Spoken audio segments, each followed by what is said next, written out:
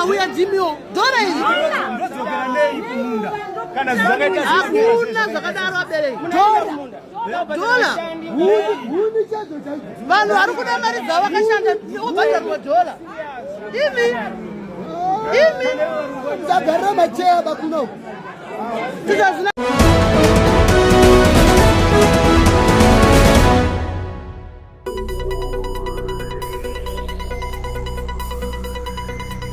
chiitiko chinova chakaitika kumusika wekutengwa kwefodya pazuva rekuzarurwa kwemusika uyu kuTobacco Auction Floors muguta reHarare, apo varimi vakawanda vaichema nemitengo yaitengwa nayo fodya.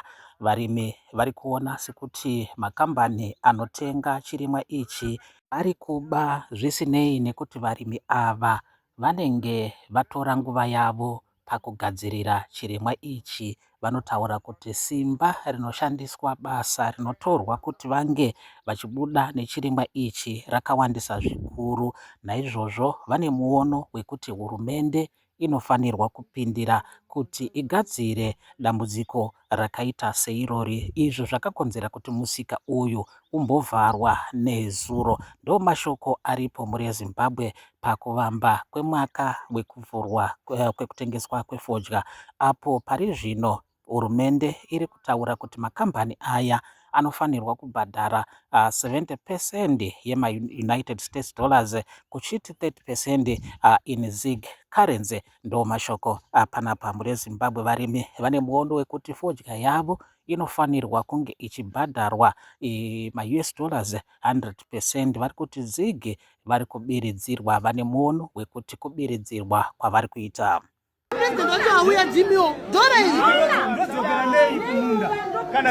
hakuna zakadaro abere dola vanhu vari kuda mari dzavo vakashanda obhadharwa dola imi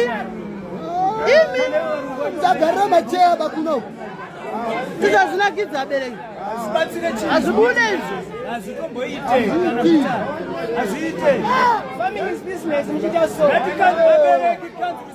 izvo mabhero ngaakanziwe